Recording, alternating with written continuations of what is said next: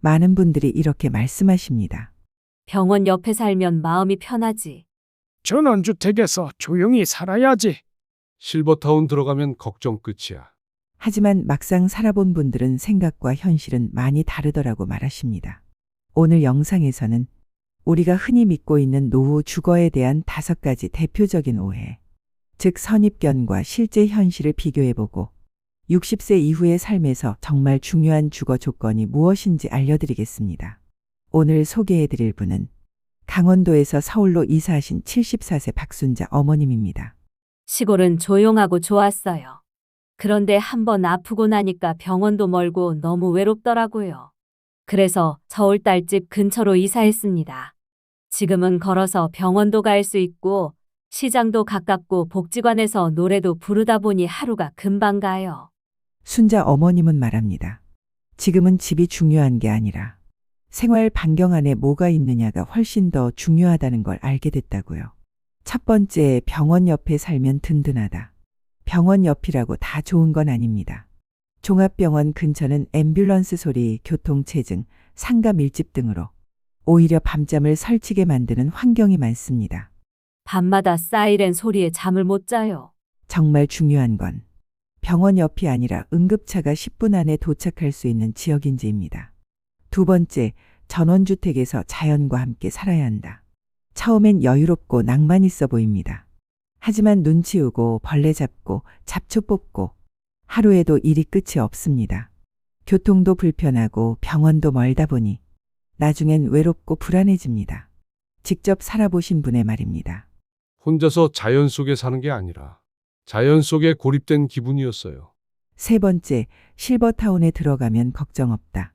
시설도 좋고 의료 연계도 돼 있고 처음엔 다 좋아 보입니다. 그런데 입주 비용이 매우 높고 주민 간 교류는 생각보다 많지 않습니다. 사소한 갈등이나 거리감 때문에 6개월에서 1년 안에 퇴소하시는 분도 적지 않습니다. 오히려 복지관, 주민센터가 가까운 일반 주거지에서의 소규모 커뮤니티가 정서적 안정과 만족도 면에서는 더 뛰어납니다. 네 번째, 아파트보다 단독주택이 조용하고 좋다. 단독주택은 층간소음이 없고 마당도 있어 좋아 보이지만 실제로는 계단 이동, 보안관리, 낙상 위험이 더 큽니다. 특히 배우자 사망 후 혼자 사시는 경우는 이러한 문제가 더 크게 다가옵니다. 응급 상황 시 도움을 받기도 어렵고 사회적 고립감도 더 심해질 수 있습니다. 반면 엘리베이터가 있는 소형 아파트나 오피스텔형 구조는 안전성과 편의성이 높습니다. 다섯 번째, 자녀 근처에 사는 게 제일 좋다. 물리적으로 가까이 살면 가끔 안심이 되기도 합니다. 하지만 자녀가 워낙 바쁘다 보니 주말에도 보기 어려운 경우가 많습니다. 지나친 기대는 오히려 갈등이나 섭섭함으로 이어질 수 있습니다. 중요한 건 자녀와의 심리적 거리보다 내가 스스로 생활할 수 있는 기반이 있는지입니다. 그렇다면 진짜로 편안하고 건강한 노후를 위한 주거지 조건은 무엇일까요? 5가지로 정리해 드립니다. 첫째, 도보 10분 안에 병원과 약국이 있어야 합니다. 노년기에는 평균 2주에 한 번꼴로 병원에 가는 일이 생깁니다. 특히 고혈압, 당뇨, 관절염 같은 만성 질환을 앓고 있는 분들은 한 달에도 몇 번씩 혈압 체크나 약 처방을 위해 병원을 방문해야 하죠. 서울 강서구에 사는 78세 이순자 어르신은 5년 전까지 외곽의 조용한 빌라에서 살았습니다. 하지만 혈압약을 깜빡 잊고 떨어뜨린 날 버스를 타고 왕복 1시간 걸리는 병원을 다녀오느라 탈진해서 쓰러지다시피 하셨다고 합니다.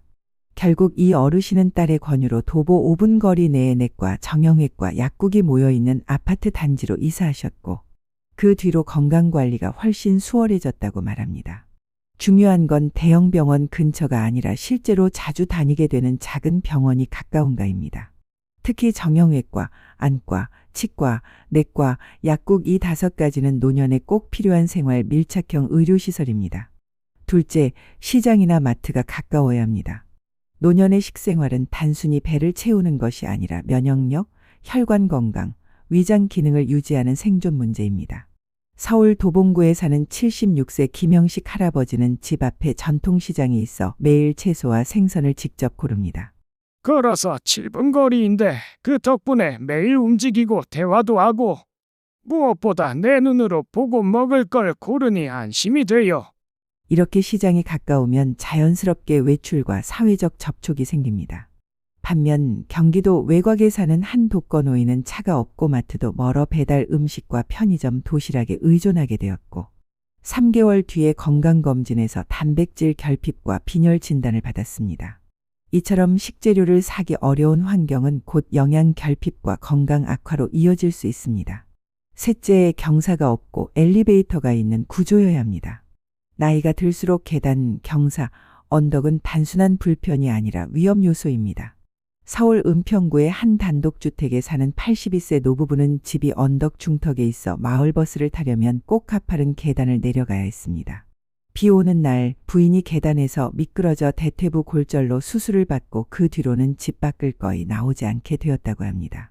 실제로 보건복지부 자료에 따르면 노인 낙상 사고의 32%는 집 앞 경사로나 계단에서 발생합니다. 또한 엘리베이터 없는 빌라 3에서 4층에 사는 경우 무릎이 아파 오르내리기가 힘들어지면 사실상 집에 갇히는 생활이 시작됩니다.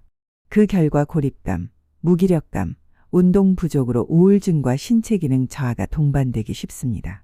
넷째, 복지관이나 경로당처럼 사람과 말할 수 있는 공간이 있어야 합니다. 노후의 고립은 몸보다 마음을 먼저 아프게 합니다. 경기도 의정부에 사는 70대 여성은 주변에 지인도 없고 마트 외에 말을 걸 수 있는 곳이 없어 하루 종일 TV만 보고 혼잣말만 하며 지내다가 우울증 초기 진단을 받고 복지센터 상담을 시작하게 되었습니다. 반대로 복지관에서 매일 열리는 건강체조나 노래교실, 경로당에서의 바둑이나 점심 모임 등은 사람을 다시 웃게 만드는 회복 기회가 됩니다. 서울시 고령사회보고서에 따르면 복지관에 일주일 2회 이상 참여한 노인은 인지 기능 저하 속도가 30% 이상 느리게 나타났습니다. 단순한 여가시설이 아닌 삶의 의욕과 대화를 회복시켜주는 삶의 거점이 되는 공간입니다. 다섯째, 소형 구조, 단층 구조가 유지하기 쉽습니다. 노년의 청소, 정리, 이동은 하루의 피로를 좌우하는 일입니다. 경북 포항에 사는 80세 최 씨 어르신은 30평형 복층 구조의 아파트에 혼자 살고 계십니다. 하루에 계단을 10번 넘게 오르내리고 화장실도 위층에만 있다 보니 밤에도 위험을 감수하고 올라가야 했습니다. 결국 이 어르신은 원룸형 공공임대주택으로 이사했는데 이젠 화장실도 가깝고 작은 집이라 청소도 10분이면 끝나요. 라며 삶의 여유를 되찾았다고 합니다. 이처럼 단층, 소형 구조는 혼자서도 힘들이지 않고 스스로 삶을 관리할 수 있는 환경입니다.